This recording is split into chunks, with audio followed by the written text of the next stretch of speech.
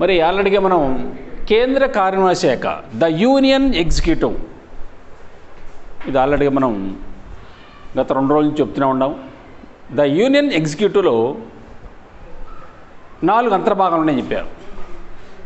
1 రాష్ట్రపతి అంటే ప్రెసిడెంట్, 2 ఉపరాష్ట్రపతి వైస్ ప్రెసిడెంట్, 3 ప్రధానమంత్రి ప్రైమ్ మినిస్టర్, అదేవిధంగా మంత్రిమండలి. ఈ 4 అంతర్భాగాలు అన్నమాట. మనం ఆల్రెడీగా మరి నిన్న మొన్న యొక్క లెసన్స్లో రాష్ట్రపతి యొక్క అధికారాలు లేక రాష్ట్రపతి యొక్క సాధారణ అధికారాలు,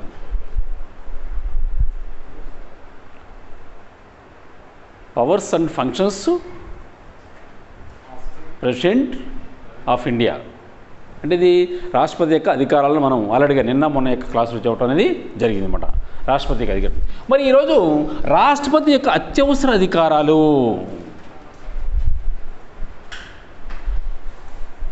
emergency powers of president of India, emergency powers of presidents of India, రాష్ట్రపతి యొక్క అత్యవసర అధికారాలు. ఈ రాష్ట్రపతి యొక్క అత్యవసర అధికారాలు మూడు యొక్క రకాలు ఉన్నాయి. 1 జాతీయ అత్యవసర పరిస్థితి 352 యొక్క అధికరణ ప్రకారం, 2 రాజ్యాంగపరమైన అత్యవసర పరిస్థితి 356 యొక్క అధికరణ ప్రకారం, 3 ఆర్థిక అత్యవసర పరిస్థితి 340 యొక్క అధికరణ ప్రకారం. ఫస్ట్ దాని ఇంగ్లీష్లో అంటాము నేషనల్ ఎమర్జెన్సీ, 2ది కాన్స్టిట్యూషనల్ ఎమర్జెన్సీ, ఎన్నో ఆర్టికల్ 356 ఆర్టికల్ ప్రకారం. అలానే 3rd ఫైనాన్షియల్ ఎమర్జెన్సీ 360 ఆర్టికల్స్ ప్రకారం. ఇవి 3 మరి రాష్ట్రపతి యొక్క అత్యవసర అధికారాలు, ఎమర్జెన్సీ పవర్స్.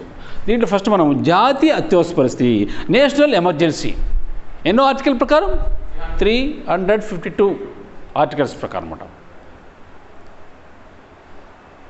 రాష్ట్రపతికి జాతీయ అత్యవసర యొక్క అధికారాలు, జాతీయ అత్యవసర యొక్క పరిస్థితి మరి విధించే యొక్క అధికారము రాష్ట్రపతికి ఉందన్నమాట. దీని గురించి మనం ఫస్ట్ తెలుసుకుందాం. ఫస్ట్ మరి విదేశీ దండయాత్రలు అంటే భారతదేశంలో విదేశీ దండయాత్రలు అంటే ఇతర దేశస్తులు దాడి చేసినప్పుడు, యుద్ధం, మన దేశానికి ఇంకో దేశానికి యుద్ధం జరిగినప్పుడు, సాయుధ తిరుగుబాటు.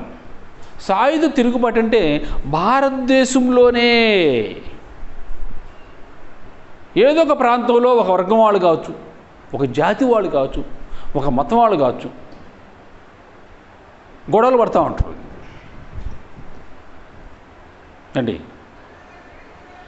అలాంటి పరిస్థితి అనమాట. అలాంటి పరిస్థితిలో మరి జాతీయ అత్యవసర పరిస్థితి విధించే అధికారము రాష్ట్రపతికి ఉంటుంది. అంటే విదేశీ దండయాత్రలు, యుద్ధం, సాయుధ తిరుగుబాటు వంటి పరిస్థితులు ఏర్పడినప్పుడు జాతీయ అత్యవసర పరిస్థితి రాష్ట్రపతి విధిస్తాడు. భారతదేశ సార్వభౌమత్వానికి లేదా భారతదేశంలో ఏదో ఒక ప్రాంతంలో భద్రతకు, భారతదేశంలో ఏదో ఒక ప్రాంతపు భద్రతకు ముప్పు వాటిల్లిందని రాష్ట్రపతి భావిస్తే ఈ రకమైన జాతీయ అత్యవసర పరిస్థితి లేక నేషనల్ ఎమర్జెన్సీని విధించే అధికారము రాష్ట్రపతికి ఉంటుంది. ఈ నేషనల్ ఎమర్జెన్సీ విధించేటప్పుడు ఆర్టికల్ 78 సంవత్సరంలో 44వ యొక్క రాజ్యాంగ సవరణ చట్టం ద్వారా 78లో 44వ రాజ్యాంగ సవరణ చట్టం ద్వారా 1978 44 ఆర్టికల్స్ ప్రకారం రాజ్యాంగ ఏంది ఈ యొక్క 75 సంవత్సరంలో 44వ యొక్క రాజ్యాంగ సవరణ చట్టం ద్వారా ఏంటి రాష్ట్రపతి అత్యవసర పరిస్థితిని విధించే యొక్క సందర్భంలో ప్రధానమంత్రి యొక్క నాయకత్వంలో మంత్రిమండలి లిఖితపూర్వక సూచన మేరకు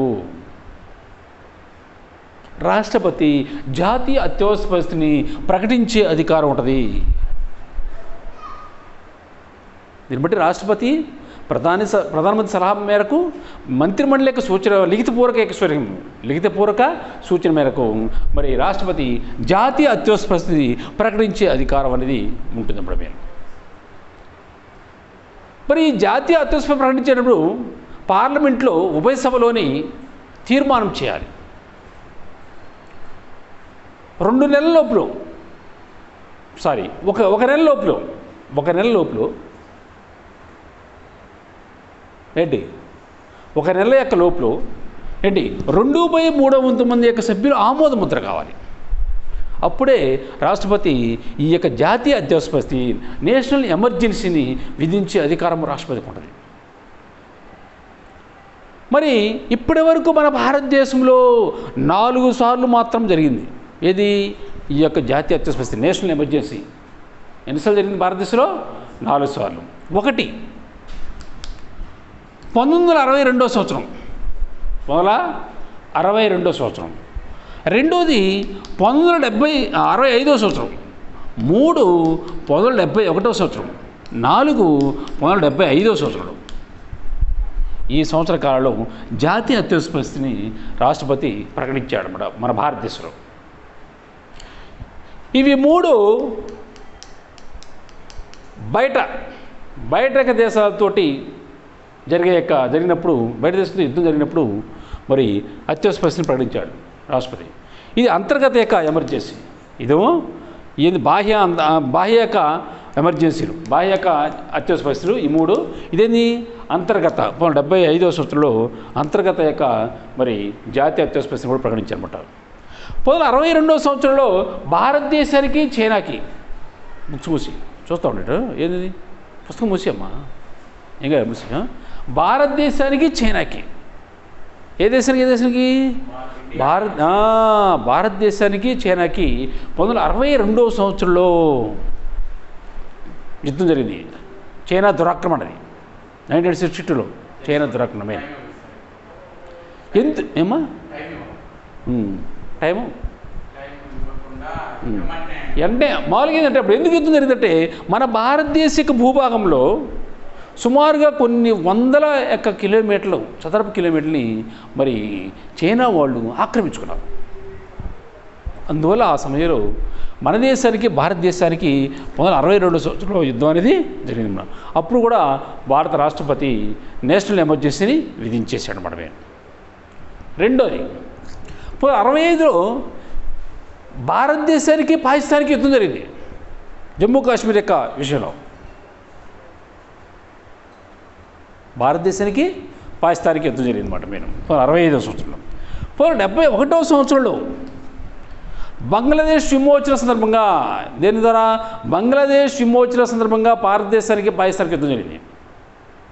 మనకు 1947 సంవత్సరంలో స్వాతంత్రం వచ్చింది. స్వాతంత్రం వచ్చినప్పుడు ఇండియా పాకిస్తాన్ విడదీశారు. మనకంటే ముందు వాళ్ళ స్వాతంత్రం వచ్చింది. ఎవరికి? పాకిస్తాన్కి.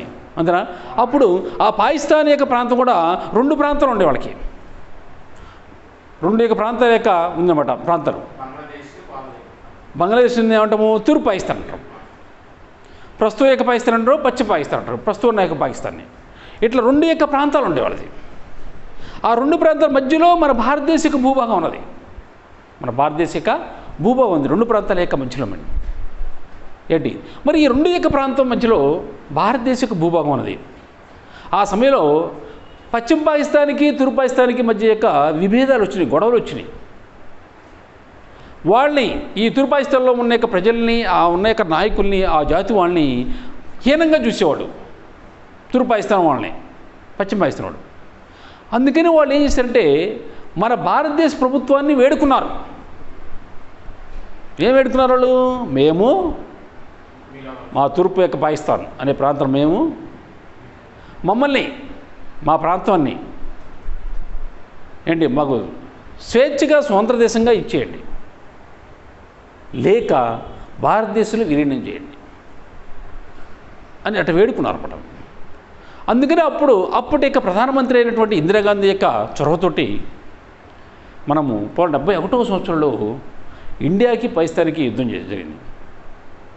ఆ యుద్ధంలో పాకిస్తాన్ ఓడించేసి తూర్పు పాకిస్తాన్ని సపరేట్ దేశంగా స్వతంత్ర దేశంగా గుర్తించి గుర్తించడం జరిగింది అప్పుడు మీరు. అప్పటి నుంచి బంగ్లాదేశ్ అనే యొక్క ఆవిర్భావం వచ్చింది. ఏ దేశం ఆవిర్భావం వచ్చింది?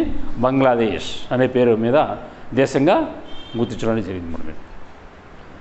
నాలుగోది 75వ సంవత్సరంలో మన యొక్క భారతదేశంలో 75లో మన భారతదేశంలో ప్రతిపక్షాల యొక్క పిలుపు మేరకు, అప్పుడు ఇందిరాగాంధీ మరి కాంగ్రెస్ పార్టీ అధికారంలో ఉంది, ప్రతిపక్షాల యొక్క పిలుపు మేరకు కమ్యూనిస్టులు కావచ్చు, వేరే యొక్క ప్రాంతీయ యొక్క పార్టీలు కావచ్చు, ఆ ప్రతిపక్షాలందరూ ఒకటయ్యి పార్లమెంటును స్తంభింపు చేశారు. పార్లమెంట్ ఏం చేశారా? స్తంభింపు చేశారన్నమాట. అంటే అధికార పార్టీకి వ్యతిరేకంగా గొడవలు, ఉద్యమాలు చేయటం, ధర్నాలు చేయటం ఆ విధంగా చేశారు. మరి అధికార పార్టీకి కూడా ఇబ్బందికరమైన పరిస్థితిలో వచ్చింది ఆ సమయంలో 75వ సంవత్సరంలో భారతదేశంలో అలాంటి క్లిష్ట పరిస్థితులు ఏర్పడ్డాయి. అప్పుడే యొక్క ప్రధానమంత్రి అయినట్టు ఇందిరాగాంధీ అదే సమయంలోనే మనకి ఎమర్జెన్సీ విధించింది. ఆ సలహా మేరకేగా, ప్రధానమంత్రి సలహా మేరకు జరగాలి ఇవన్నీ. ఎమర్జెన్సీ అనేది పెట్టడం జరిగిందన్నమాట.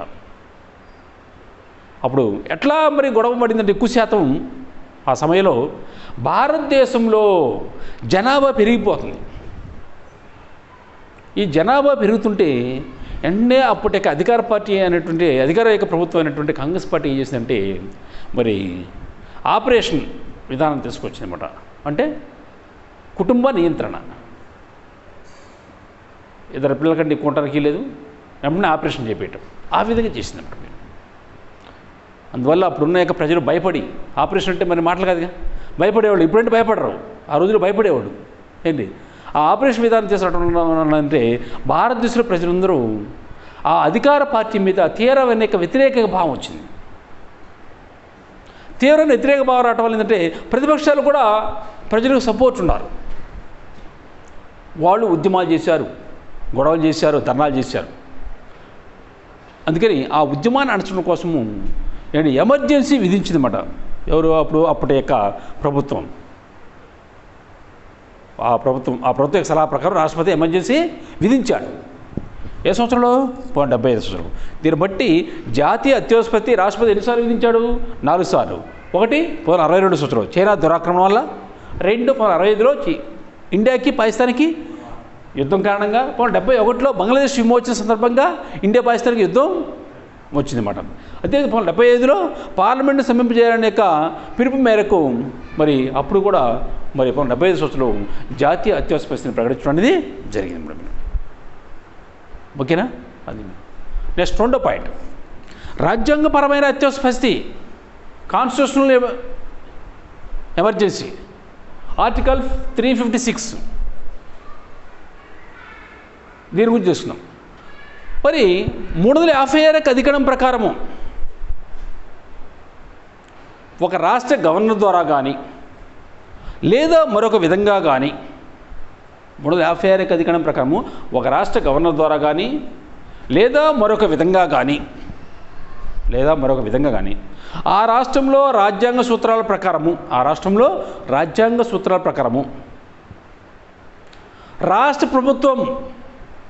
కొనసాగే వీల్లేని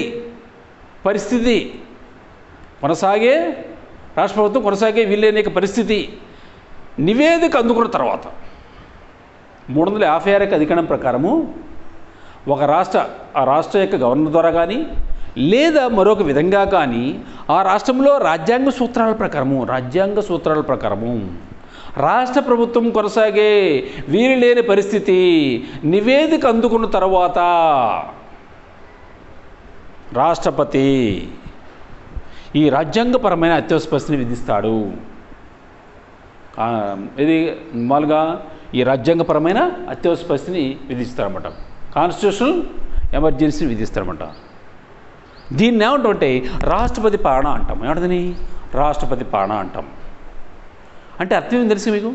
అంటే ఒక రాష్ట్రంలో పరిపాలన సక్రమంగా చేయనప్పుడు, బాగా ఎక్కువగా గొడవలు అవుతూ ఉండి ప్రజలకు మేలు చేయట్లేదు, ప్రజలకు ఇబ్బందికరమైన విధంగా ముందు అక్కడ ఉన్న గవర్నమెంటు, ఆ సమయంలో రాష్ట్రపతి ఏం చేస్తారు?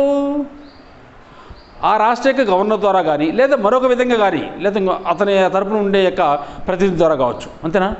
ఆ రాష్ట్ర గవర్నర్ ద్వారా కానీ లేదా మరొక విధంగా కానీ ఆ రాష్ట్రంలో రాజ్యాంగ సూత్రాల ప్రకారం నడుచుకోవాలి. మళ్ళీ ఏ సూత్ర ప్రకారం నడుచుకోవాలి? రాజ్యాంగ సూత్రాల ప్రకారము రాష్ట్ర ప్రభుత్వం కొనసాగే వీల్లేని పరిస్థితి నివేదిక అందుకున్న తర్వాత అప్పుడు రాష్ట్రపతి రాజ్యాంగపరమైన అత్యవసర పరిస్థితిని విధిస్తాడు. అన్నమాట మీరు 356 అధికారం ప్రకారం మేము దాన్ని ఏమంటాము? రాష్ట్రపతి పాలన అంటాము. ఏమన్నదని? రాష్ట్రపతి పాలన అని చెప్పుకోవడానికి వస్తుంది. ఈ రాజ్యాంగపరమైన అత్యవసర పరిస్థితిని విధించినప్పుడు 356 అధికారం ప్రకారం విధించినప్పుడు కొన్ని మార్పులు జరుగుతాయి రాష్ట్రంలో. అవి ఒకటి, రాష్ట్రపతి తను స్వయంగా కానీ లేదా ఆ రాష్ట్ర గవర్నర్ ద్వారా కానీ పరిపాలన చేయవచ్చు. అంటే ఏ రాష్ట్రంలో అయితే రాష్ట్రపతి పాలన పెట్టారో ఆ రాష్ట్రంలో ముఖ్యమంత్రి పరిపాలన చేస్తారుగా, మంత్రులు పరిపాలన చేస్తారా? వాళ్ళు చేయరు, వాళ్ళని తీసేసినట్టు లెక్క. ఆ సమయంలో రాష్ట్రపతి స్వయంగా పరిపాలన చేయొచ్చు ఆ రాష్ట్రంలో, లేదా గవర్నర్ ద్వారా కానీ పరిపాలన చేయవచ్చు, పరిపాలన చేపట్టవచ్చు అన్నమాట. ఇది ఫస్ట్ పాయింట్. రెండో పాయింట్, రాష్ట్రపతి పాలన అమల్లో ఉన్న యొక్క రాష్ట్రంలో రాష్ట్రపతి పాలన అమల్లో ఉన్న యొక్క రాష్ట్రంలో ఆ రాష్ట్ర యొక్క శాసన అధికారాలు ఆ రాష్ట్ర యొక్క శాసన అధికారాలు పార్లమెంటుకి సమర్పిస్తుంటారు. పార్లమెంటుకి అధికారం చలామణి చేస్తుంటారు. అంటే రాష్ట్రపతి పాలన అమల్లో ఉన్న యొక్క రాష్ట్రాలు ఆ రాష్ట్ర యొక్క శాసన అధికారాలు ఎవరికి అధికారం బదిలీ చేస్తారు? పార్లమెంటుకి, భారత పార్లమెంటుకి బదిలీ చేస్తారన్నమాట. భారత పార్లమెంటు వినియోగించుకుంటుంది అన్నమాట. నెక్స్ట్ మూడో పాయింట్, రాష్ట్ర హైకోర్టు యొక్క అధికారాలు రాష్ట్రపతికి సంక్రమించవు. రాష్ట్ర హైకోర్టు యొక్క అధికారాలు రాష్ట్రపతికి సంక్రమిస్తాయా? ఈ యొక్క రాజ్యాంగపరమైన అత్యవసర పరిస్థితిలో సంక్రమించమాట. అది దీన్ని బట్టి రాజ్యాంగపరమైన అత్యవసర పరిస్థితి ప్రకటించినప్పుడు ఎలాంటి మార్పులు జరుగుతాయి? ఫస్ట్ పాయింట్ ఇది, రాష్ట్రపతి తన స్వయంగా కానీ లేదా గవర్నర్ ద్వారా కానీ పరిపాలన చేయవచ్చు ఆ రాష్ట్రంలో. రెండో పాయింట్, రాష్ట్రపతి పాలన అమల్లో ఉన్న రాష్ట్రంలో రాష్ట్ర శాసన అధికారాలు పార్లమెంటు చలాయిస్తుంది. పార్లమెంటు చలాయిస్తుంది, భారత పార్లమెంటు తీసుకుంటుంది ఆ యొక్క అధికారాలు మొత్తం. మూడో పాయింట్, రాష్ట్ర హైకోర్టు యొక్క అధికారాలు రాష్ట్రపతికి సంక్రమించవు. రాష్ట్రపతికి అధికారం ఉంటుందా? ఉండదన్నమాట. మేము అయితే ఇప్పటివరకు మన భారతదేశంలో ఎన్నిసార్లు జరిగింది? ఎన్నిసార్లు మరి రాజ్యాంగపరమైన అత్యవసర పరిస్థితి ప్రకటించారు? 124 సార్లు. ఎన్నిసార్లు? 124 సార్లు ప్రకటించడం అనేది జరిగిందన్నమాట. ఓకేనా? నెక్స్ట్ పాయింట్, ఆర్థిక అత్యవసర పరిస్థితి. భారతదేశం ఆర్థిక అత్యవసర పరిస్థితి గురించి చెప్తుంది. భారతదేశం 361 అధికారం ప్రకారము భారతదేశం మొత్తం లేదా ఏదో ఒక ప్రాంత యొక్క ఆర్థిక స్థిరత్వానికి, భారతదేశం మొత్తం లేదా ఏదో ఒక ప్రాంతపు ఆర్థిక స్థిరత్వానికి లేదా పరపతికి ముప్పు వాటిల్లిందని రాష్ట్రపతి భావిస్తే, భారతదేశం మొత్తానికి లేదా ఏదో ఒక ప్రాంతపు ఆర్థిక స్థిరత్వానికి లేదా పరపతికి ముప్పు వాటిల్లిందని రాష్ట్రపతి భావిస్తే ఆ సమయంలో ఆర్థిక అత్యవసర పరిస్థితి విధిస్తాడు రాష్ట్రపతి. Financial emergency.